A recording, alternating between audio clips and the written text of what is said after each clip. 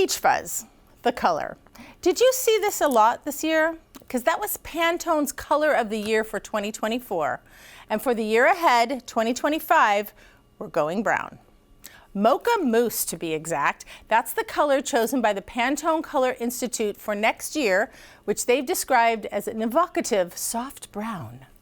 Here to show us how we can incorporate this color into our homes and lives, I'm a skeptic, is Amanda Armstrong Sava from Neil Kelly, Seattle. Welcome to New Day.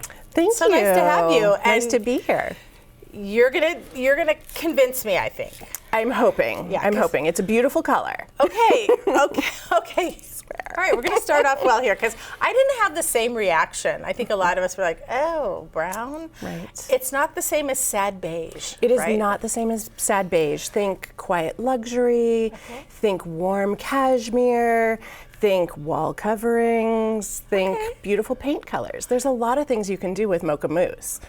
You could even eat it theoretically, so why not? I like it like that. I do like it like that. And it's not a color that I probably would wear in all of its shades, but you're convincing me a little bit here. You said cashmere, and I was like, okay. Okay. So you were pretty excited then when they announced it. We were pretty excited, mostly because it wasn't Peach Fuzz. I was gonna say. It wasn't Periwinkle. That's it's actually true. a Going way good back. interior color. Okay. So it's easy to use as a designer. It's a great base color. It's good for your bigger pieces like sofas and things like that. And maybe too, I was thinking of it more too specifically because I heard you say to someone, "Oh, it's a tone, it's a vibe." It absolutely it's a range. is. It's a range of colors, which is what we've got here. Trying to find Mocha Mousse proper was a little bit of a search, but I think we found a few spots of it. I am excited about what you have here. So let's first look at some examples of how we would use it in home design then. Perfect. Downtown condo. Yes, our downtown condo. So we did this project a few years back. Lovely couple, had a great view, but really wanted to kind of up their P&W vibe. So we put a lot more wood into things, and we brought in this beautiful Mocha Mousse tone in the hood photo. So you can see that. Oh, okay. Oops. And then wallpaper. But that's okay. wallpaper, yes. That was beautiful. So wallpaper. This shows the tones that you were talking about, right? This shows the tone. So this has that beautiful Mocha Mousse right there in the pine cones, but it's also blended with some beige, goldy colors, all sorts of things. So you can really find a lot in the tones. And I like what you're holding right now. Is this a piece of this wallpaper? And you mentioned the beige, which doesn't look sad next to some of these. It does not look sad. This looks more like the Mocha Mousse. Absolutely. Okay, and then the gold. But look how great it goes with those gold tones. And it almost turns caramel, which I like that. Right, and you're seeing some of these pinker, sort of almost blushy colored tones in there as well. Wow, that's fantastic. Yeah, you can have a lot of fun with wallpaper. On Mocha Mousse on that one. You can get with that one. Okay, what about in our kitchen? Because I'm still going with the beige thing, and I don't know how that would be. In our kitchen, we have this one that we're actually doing right this minute. We did not know that our clients were ahead of the trend, so yay for them. But that's all this beautiful stone here that we have, along with the walnut, and gorgeous wallpaper that incorporates a number of the different colors. You can also find it in tile. We brought these little guys along, and we love fire clay because they're actually made in Spokane. Or this particular tile is made in Spokane. So would you call this closer to Mocha Mousse? I would call this one a little closer to Mocha Mousse, but this is a beautiful highlight. Oh, actually, I really like that together. You could kind of, it's a little retro. Yeah, it gives you a little bit mid-century. Beige. I don't want to say it as sad beige, but sad beige happens. Okay. We try not to let that happen. But when you pop it with this, I feel there's a little more pink. I like that. And then you said something about holiday inspiration too. Yes. Really? Absolutely. It can be done.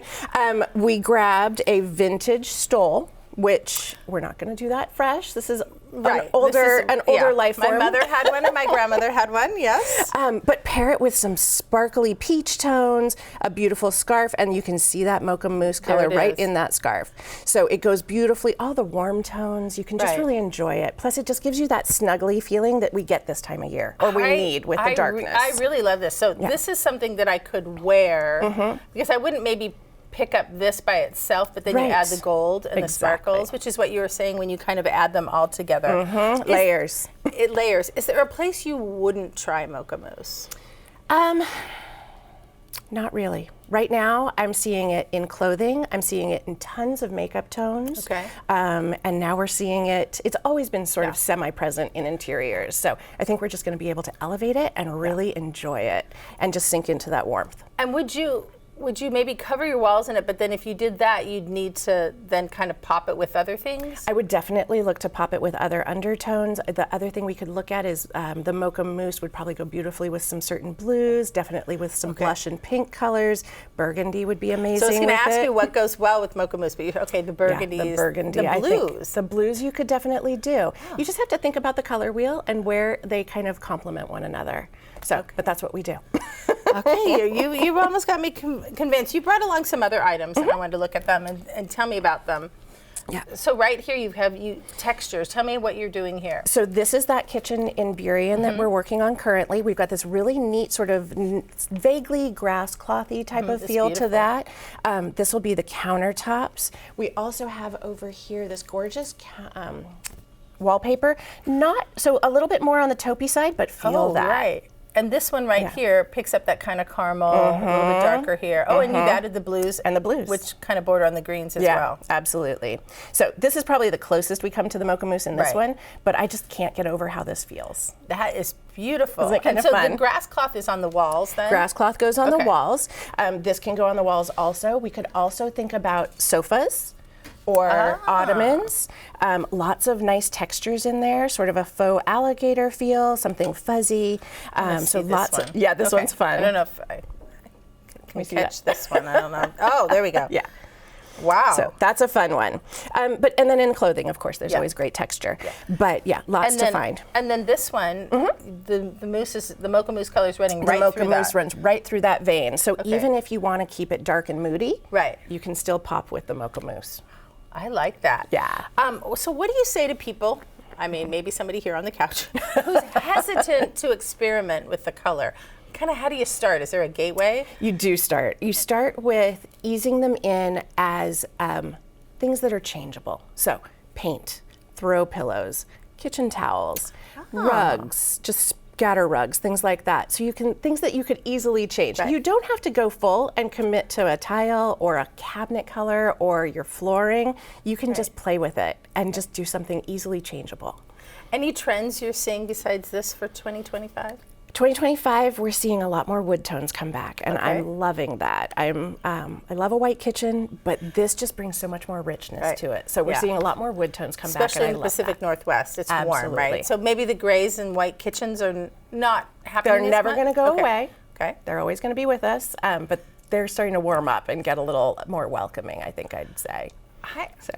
Okay, I'm going to say that I am a little more excited about Mocha Mousse than Give me like 75% happiness. Actually, I'm going to give you about 85 in the home. Nice. Yeah, I'm still probably not going to wear it as much. It's not for everybody. But you've convinced me that there's tones and vibes. Yes. And the quiet luxury. The quiet luxury. That's the way to go. I'm all in. Thank you so much. You're so welcome.